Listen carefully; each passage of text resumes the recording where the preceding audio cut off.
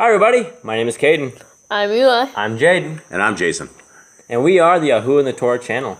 And we thank you guys very much for joining us and spending this moment with us. And we appreciate your time. And we are going over the laws, statutes, and commands of our Creator. And so today we are doing 41 through 50. That's right. And we did organize this list today. We went through them yesterday because they were so jacked up.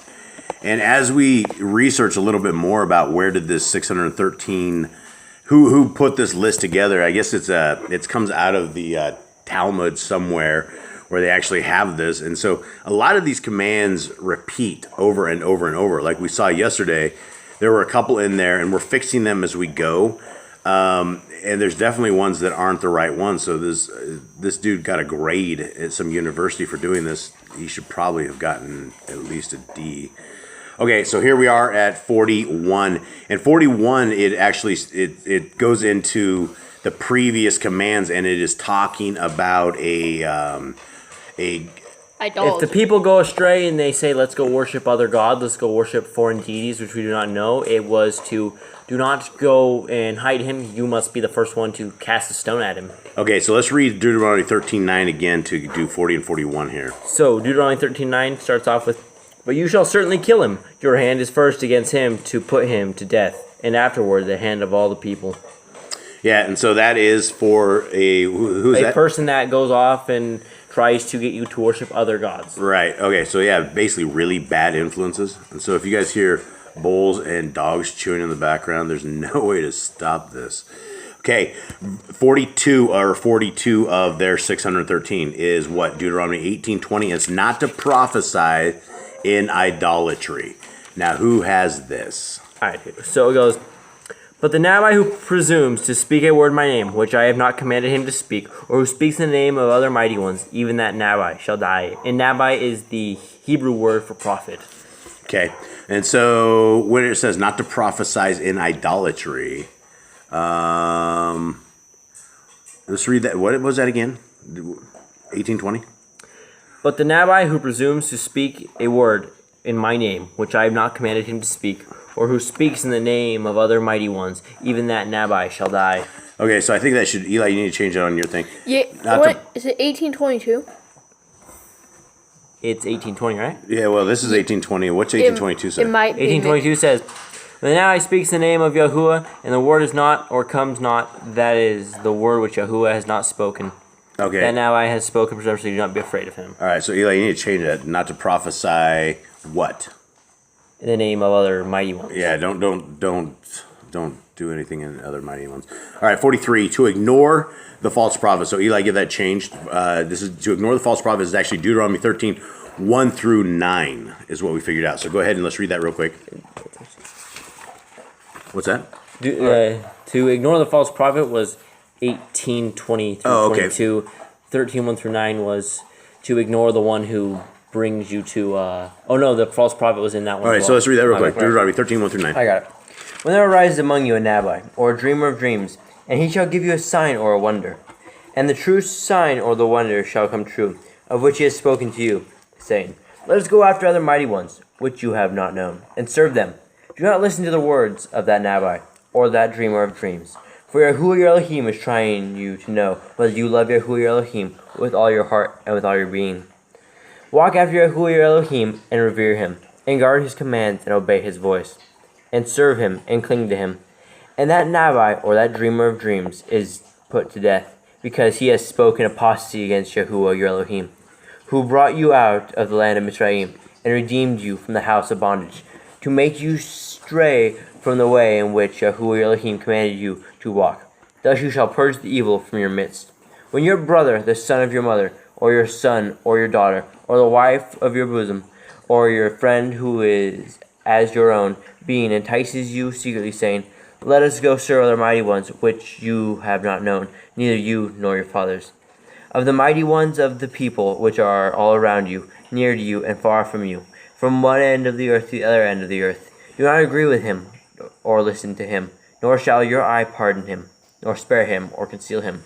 But you shall certainly kill him. Your hand is first against him, to put him to death, and afterward the hand of all the people. Okay, All right, so basically, in a nutshell, if we have somebody who's out there false prophesying, what should we do to them if we were in the land of Israel? We would kill them. We would go to outside the gates and stone them. Right. Okay, so let's roll to the next one, 44. Not to fear a false prophet. Now that's Deuteronomy 18:22. All right, so it says, in this, we just read this one again. Is this the same one? Yeah, we've just read this so one, this which is, was, when the Nabai speaks in the name of Yahuwah, and the word is not or comes not, that is the word which Yahuwah has not spoken. That Nabai has spoken it presumptuously. Do not be afraid of him. Okay, so that is the same. 45, kill a false prophet is the same. So guys, you guys know when you are whisked away or somehow when you end up in the land of Yisrael, when somebody comes prophesying and it doesn't work out, then you're supposed to put them away. Never speak the name of an idol. Exodus 23:13. Who has that? I got that. And all that I have said to you, take heed and make no mention of the name of other mighty ones. Let it not be heard from your mouth. Yep, and so we shouldn't be talking about things, even saying like Moloch, I don't believe is the right thing because he was a mighty one to these people.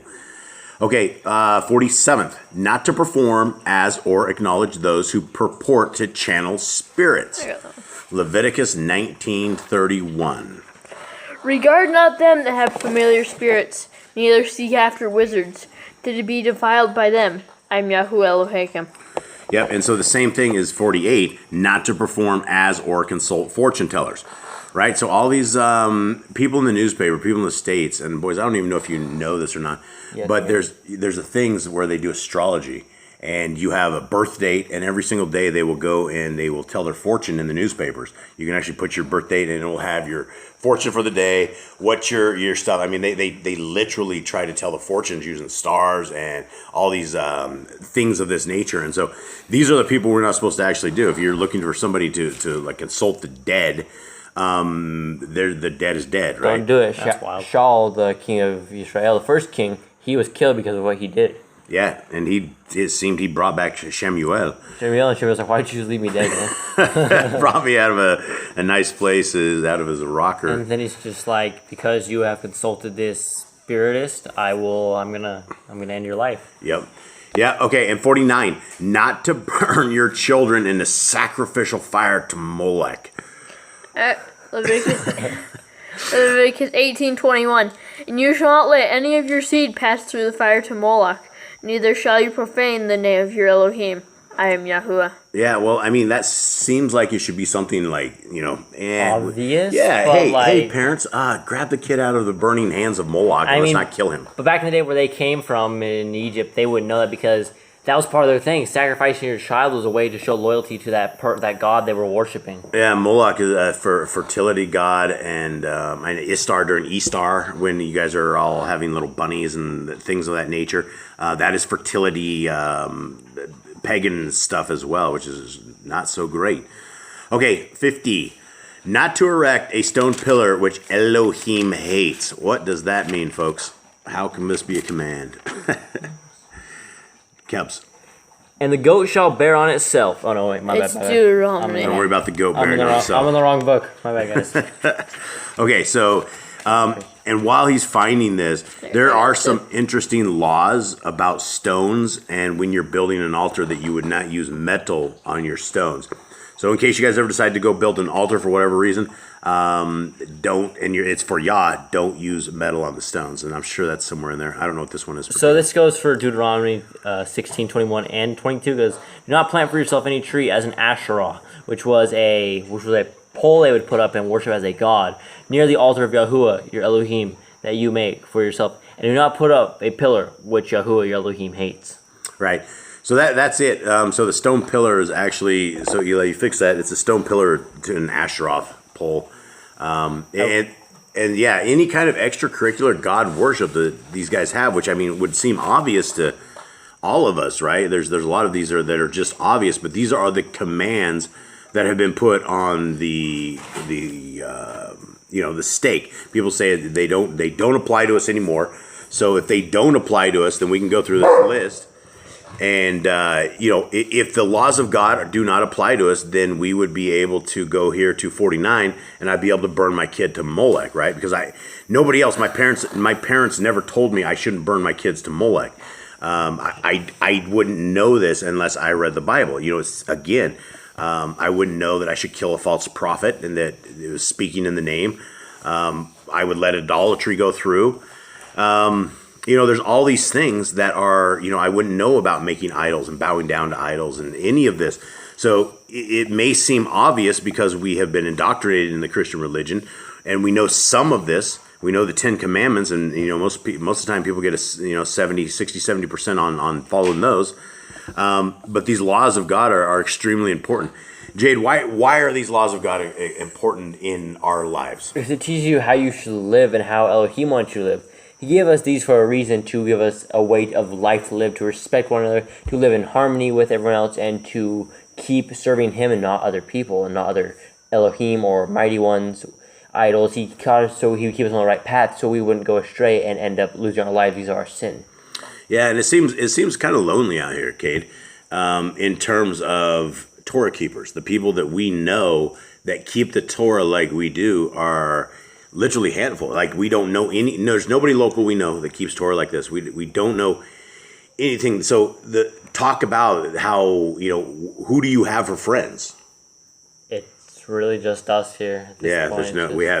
We have no friends. Oh, okay. Does the neighbor down the road count? Yeah. I visit him occasionally. Yeah, we see somebody down the road and wave, but we don't have people we hang out with. Everybody that we know is of the world, and they are not choosing the same path that we are choosing. And I could tell you there are attacks of evil upon this family, and it is not always rainbows and puppy dogs and sunshine and kisses. There's a lot of drama, and all I can say is, if you can keep this family in prayer, we are always under a lot of assault from the outside spirits of darkness that don't want us to be doing what we are doing right here. And these are the days that we absolutely hit one back out of the park, because we want to keep the message going, and we want to make sure that people, our time is so short. And so when we are speaking of, the end days and where we are right now, there's no better time than right now to pick up your Torah and begin reading the Torah. Eli, what is the Torah? The Torah is the first 5 books of the Bible: Genesis, Exodus, Leviticus, Numbers, and Deuteronomy. Also known as the laws. Some of you will know it. But that's the old laws of Moses. That was something when God was walking with His people. We are under a new covenant. Cubby, can you tell me about this new covenant, please? It's actually not a new covenant, but a renewed covenant. A covenant that was renewed because the people had broken it. They need Yeshua. Well, it says it's a better covenant, and so I'm going with a better covenant. Can you tell me any of these details of this better covenant? Well, that better covenant is there's a lot of translation errors with the whole better covenant. The only thing better about it is we have salvation now. We have salvation in Yeshua through His blood. So what a covenant is kind of like a rental agreement. Jubs, what is the Jubs? I'm calling nicknames here. Jade, what is the details of this covenant? You walk in the Torah and you believe that Yehoshua is the son of Elohim, that he came down and died for your sin of the Torah, breaking the Torah. And if you step outside of these lines, you break it and you get punished for it. And what do you get when you keep the Torah? Because there's all these people, and they're so scared of they're scared of bondage. They're scared of keeping the laws. It's like people want to be free. That's the thing about the Christian religion, is you're always free. You're free to do whatever you want to do. You have free will, and people don't want to be in bondage. Explain, any one of you guys, explain how you guys are in bondage, or explain the whole bondage to the rest of the world. There's really no bondage. I mean, it just saves you from sticking pork in your mouth and taking a bite of something unclean and makes you sick or affects your health or anything like that. I mean, there's nothing drinking the blood. We're not supposed to do that. It's probably not healthy for you anyways. People like pagans, they will drink blood because it's something evil worship they do. Yeah, Eli, what does the Torah mean to you? How does it affect your life? How does it change the world around you? It's like the guidebook of life. It makes it so you don't do the wrong things that you would do. Like, if you were on the road and you don't have a law, like you can go as fast as you want, there'd be a lot of troubles. Yeah, and so, You know, that's the thing about it. I guess there's a lot of examples of like speeding tickets and like maybe driving through a red light. And sometimes you don't get a ticket. Sometimes you get a head-on collision when you just go through that red light. And so a lot of people are on the way to a collision with our Creator when we've lived our entire existence, our entire lives, and we haven't picked up our Bibles. And we are, you know, as a people, that's the last thing that any of us do is read our Bibles. And so I'd like to encourage everybody out there to read your Bibles, to read your Bibles with your families, to wage war against Hasatan, to tell everybody you know about the Torah, tell everybody you know about the Messiah and how the Messiah died for all of us, and it is by his stripes that we are healed. There is a better world out there, and you know, every day is not going to be a wonderful day. You're not going to chalk it off as being the best day ever. But as long as we are still in the will of our Creator, then we have not been left to the wolves. So, gentlemen, you have anything else? Read your Bibles and you get to pray in Yahuwah. Pray to Yahuwah. Ask for His will to be done. Yeah, ask for His will to be done in your life. You know, call upon the name of the Messiah, Yahushua HaMashiach. And much love to everybody out there. Shalom. Shalom.